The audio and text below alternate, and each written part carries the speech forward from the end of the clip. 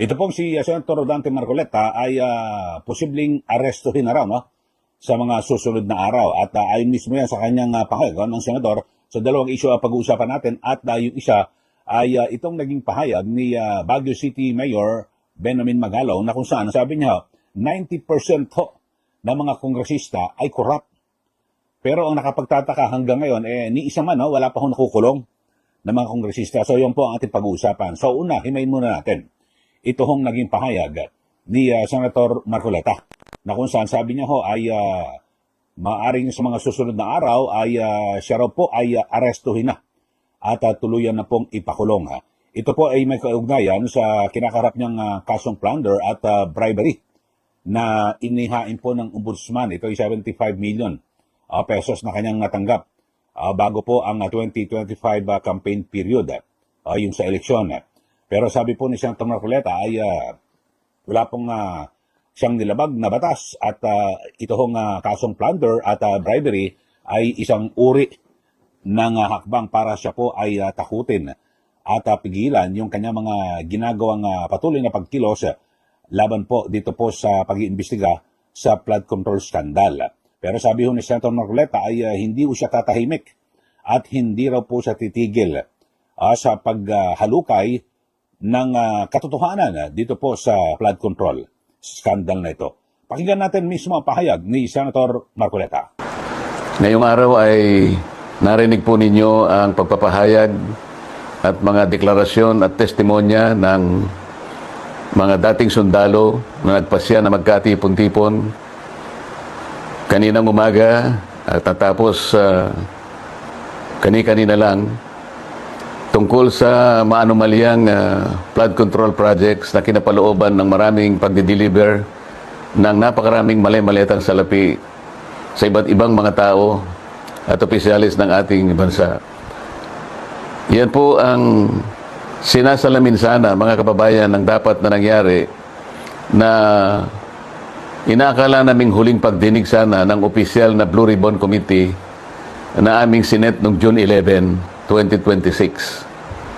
Hindi nga po natuloy yun, mga kababayan, dahil nung matunugan ng ibang mga kasama namin na kami magdadaos uli ng panghuling hearing na lang ng Blue Ribbon Committee, ay sinabi nila na mayroong security threat ang Senado at ang aming mga kawani ay sinabihan nila na mag-work from home na lang.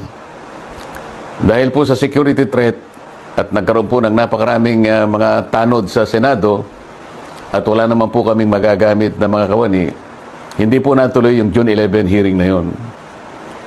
At nang dahil doon ay nagpasya ang mga kumukup-kup dun sa 18 at higit pang mga dating sundalo na maggawa na lang ng pagpapahayag na ginawa nga nila sa araw na ito.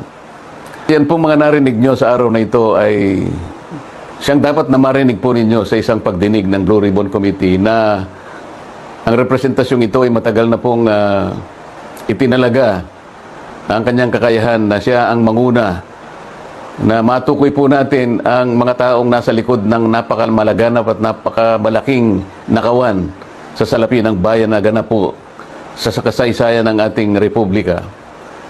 Nang dahil po dyan ay marami po ang nagkaroon ng galit sa inyong lingkod at ako po ay kinasuhan nga ng kahit mga imbentong mga kaso.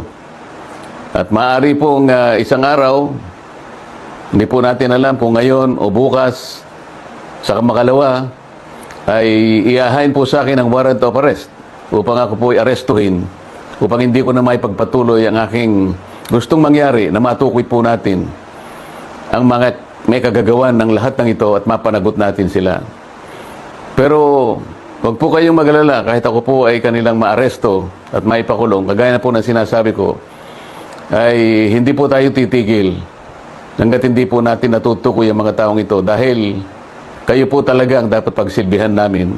Interes po ninyo ito. Huwag kayong mawawalan ng loob at huwag kayong mawawalan ng pag-asa. Pansamantala lang naman siguro hindi tayo magkikita ng harapan. Ngunit dahil po sa ating pakikipaglaban, alang-alang po sa interes ng ating bansa, ay kailangan tayo magkaisa. Sa tulong po ng Panginoon Diyos, magtatagumpay din po tayo. Mabuhay po kayong lahat at sana'y araw-araw ang diwa ng ating pagkakaisa ay huwag pong mawala sa bawat isa sa atin. Yan po, napakinggan niyo ho ang pahayag ni Senator Dante Marcoleta at na kung saan ay talagang nagpaparamdam na ho na posibleng siya po ay arastuhin sa mga susunod na araw. At kasi ay siyempre ito po ay nakapagtataka dahil sa yung issue po ho ito ay panahon po ng kampanya. Pero napunta ho sa kasong plunder at bribery. Kasi ang alam ko ho yung pag-plunder ay ninakaw ho ito, pandarambong po ito. Na kung saan ay ninakaw ng isang opisyal ng gobyerno. Pero ito ho ay may tuturing na kumbaga sana election offense ito na may kinalaman sa kung sakasakali man kasi donasyon po ito o kontribusyon sa halalan di po ba? So yun bagamat nauna na ho siyang absuelto sa COMELEC. Di po ba? At tinerminate na po ng COMELEC yung investigasyon laban po sa mga kasi inconsistencies na statement of contributions and expenditures for yung ito nung nakaraang election. Dito ho kay yung tinatawag na SOSE. So na-resolve na ho yan, kaya lang biglang nagkaroon po ng pagbabago at yun ho ay ang ginawa ay ikinumberte naman ho sa sa kasong plunder at bribery. Ito hong kaso laban po kay Senator Rodante Marcoleta. So mga kababayan, nakakagulat lang naman kasi ito base po sa Republic Act number 7089 as amended by Republic Act number 7659. Ito ho. Ano ba yung plunder?